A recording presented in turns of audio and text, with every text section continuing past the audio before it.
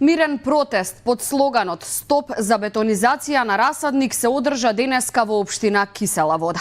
Протестот го организираше ВМРО ДПМН гневни на новиот урбанистички план. Адријана Алексиевска го следеше, ја имаме во живо во вестите. Адријана, револтот кај жителите од Кисела Вода е навистина голем, практично во таа населба ќе никне уште една населба. Предвидени се многу станови.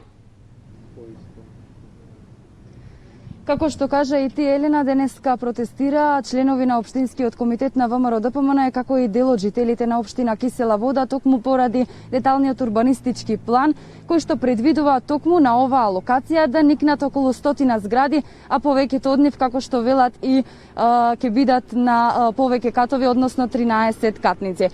Детали околу протестот за деталите околу протестот ќе зборуваме со мојот соговорник денеска, а тоа е Орце Ѓоргиевски, член на извршниот комитет на ВМРО ДПМН. Орце, добре дојдовте во вестите на ОФА. Добар ден и поздрав до вашите гледачи. Која беше целта на протестот? Видете, целта, како што кажавте и самите, она што се спрема преку деталниот новиот предлог план, детален урбанистички план за овде за во Расадник, целосна бетонизација на оваа населба, која што понатаму ќе се одрази не само врз животот на нашите сограѓани овде, негативно зборам во Расадник, туку ќе се одрази и врз животот на нашите сограѓани во целото Скопје, но и во цела Кисела Вода во целост, како целина.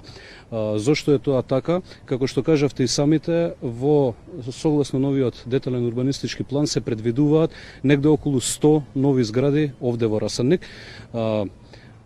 Дополнително се предвидуваат во тие 100 згради повеќе од 10.000 нови стамбени единици. Ако земеме во предвид дека во секоја стамбена единица би живееле минимум по 20 жители, а знаеме дека и повеќе живеат, тоа се нови 30.000 жители во Расадник, или 20 до 30.000 жители во Расадник, или со други зборови тоа е како цел град како Радовиш, да го преселите овде во Расадник, во општина Кисела Вода.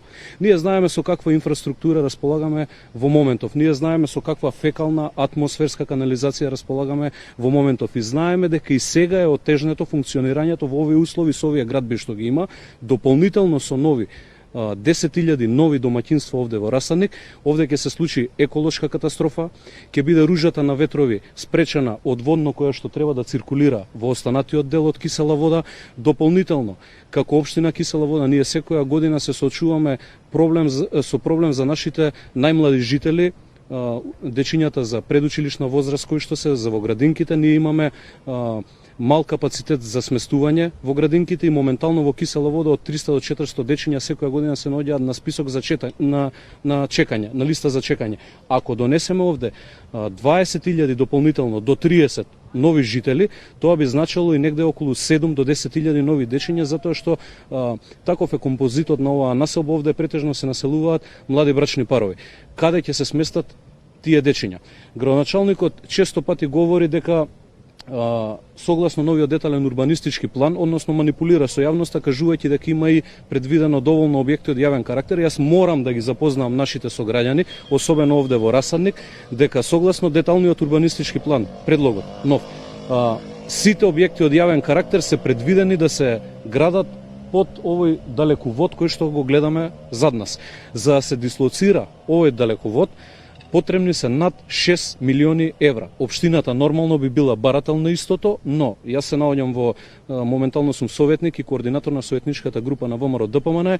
Ние како буџет општински не располагаме со такви средства, што значи ќе се пристапи кон реализација и задоволување на лични потреби на одредени тајкуни од бизнис секторот, на одредени лица од градежната мафија во Кисела Вода и од цела Македонија во целост, а сите објекти од јавен карактер ќе бидат тргнати на страна.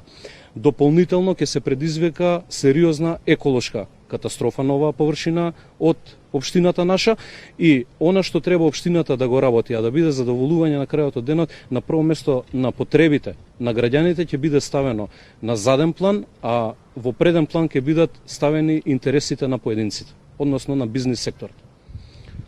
До кога ќе се случуваат протести? Дали очекувате за брзо време власта да го слушне гласот на народот? Видете, ова прашање веќе се повеќе и повеќе се актуализира изминативе неколку месеци и верувам дека ќе се актуализира и понатаму и ќе завземе една сериозна димензија. Нема практично ниту еден жител во населбава Расадник кој што се сложува со овој нов предлог план за детален урбанистички план за населбата Расадник. Ние повикуваме и апелираме во сите активности понатаму во кои што ќе се бориме ние против овој детален урбанистички план, предлог план, да се вклучат што помасовно поголем број на граѓани и заедно да не дозволиме ова да помине. Само на тој начин можеме да го спречиме ова градежно лудило, ова градежна експанзија која што се планира на толку мала површина да се направи овде во Расадник. Ви благодарам, господине Ѓорѓевски. Јас тука ќе се одјавам и ќе додадам уште еднаш дека и од Општинскиот комитет на ВМРО ДПМН, а и многу од жителите најавија дека ќе протестираат се додека власта не го слушне гласот на народот, односно не се направи еден заеднички договор кој ќе биде добар за сите страни и сите страни ќе се сложат за истиот. Повеќе детали и информации околу оваа тема најавувам во вестите во 17:30 часот. Елена? Така, Адријана, ти благодарам на тебе и на твојот соговорник за вклучувањето во вестите. Почитувани, продолжуваме за кратко.